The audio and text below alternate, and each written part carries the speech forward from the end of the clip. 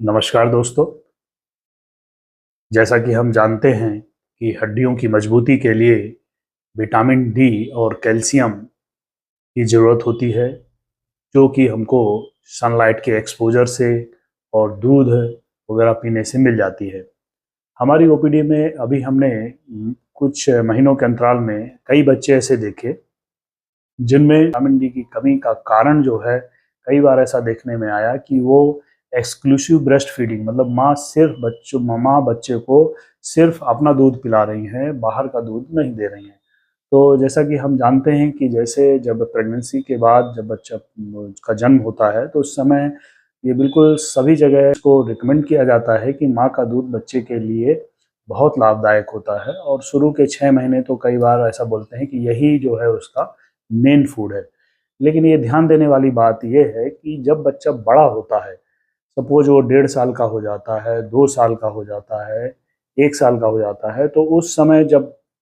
तब भी यदि वो माँ के दूध पर ही बच्चा निर्भर है, तो कभी-कभी ऐसी कंडीशन आती है कि बच्चे की हड्डियाँ कमज़ोर पड़ने लगती हैं, और उस स्थिति में विटामिन डी की कमी की वजह से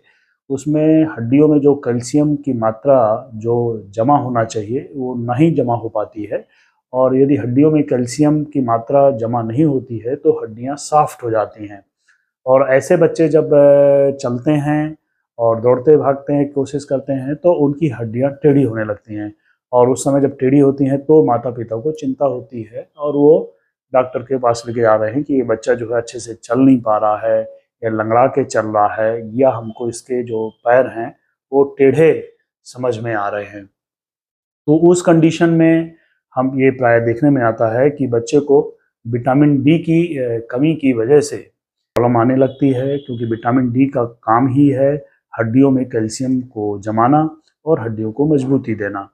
क्या होता है कि जैसे-जैसे बच्चा बड़ा होता है, उसकी जो डिमांड है वो ज़्यादा होती है, और निश्चित रूप से ये देखने में आता है कि कुछ समय बाद माँ का जो दूध की जो क्वांटिटी है वो कम होने लगती है, और बच्चे को लिए वो पर्याप्त नहीं होता है। तो ऐसी स्थिति में हमको बच्चे को अलग से दूध देना चाहिए,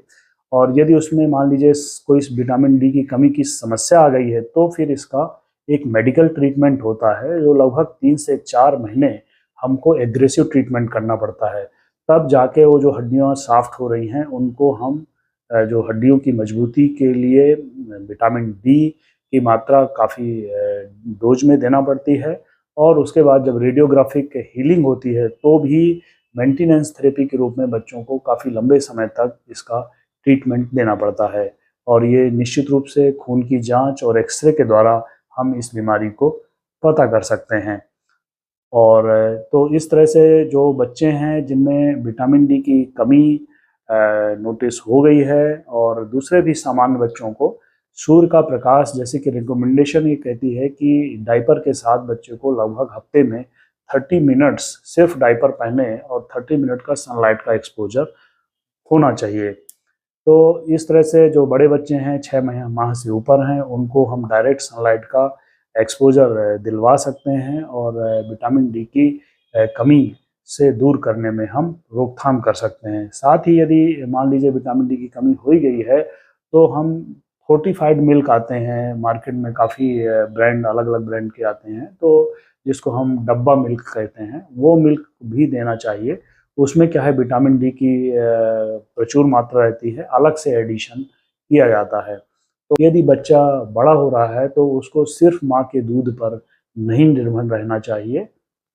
और उसको बाहर से भी दूध का सेवन जल्दी से जल्दी चालू कराना चाहिए। और साथ ही यदि माँ बच्चे को दूध पिला रही है, मान लीजिए कम एज है बच्चे को, जैसे 6 महीने का बच्चा है और उसके पहले भी माँ दूध पिला रही है,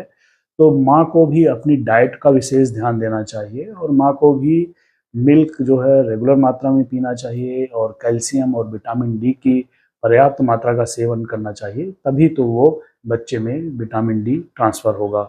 दूसरा एक चीज़ और हम जानकारी साझा करना चाहते हैं कि सिर्फ विटामिन डी देने बस से काम नहीं चलेगा। कई बार क्या है, यदि हमने सिर्फ विटामिन डी दिया, मान लीजिए जैसे बहुत सारे सैचेट आते हैं या वीकली मेडिसिन्स आते हैं, जो आजकल बहुत कॉमन लोगों की जानकारी में भी है, तो हंगरी बोन सिंड्रोम नाम की एक प्रॉब्लम भी क्रिएट हो सकती है, जिसमें हमारे शरीर में एकदम से कैल्शियम की कमी हो सकती है। तो ऐसी परिस्थिति में हमको कैल्शियम भी साथ में देना चाहिए विटामिन डी के साथ, और अलग अलग एज में उसका डोज अलग अलग रहता है जिसको हम दे सकते हैं। क्योंकि ऐसा देखने में आया है कि हम जो है दूसरा डाइट में भी, जैसे हरी सब्जियां हैं, बादाम हैं, और इनमें भी कैल्शियम की मात्रा पाई जाती है। हम ये आशा करते हैं कि ये जानकारी बहुत महत्वपूर्ण होगी और काफ़ी लोगों को इससे मदद मिलेगी। धन्यवाद। जय हिंद, जय भारत।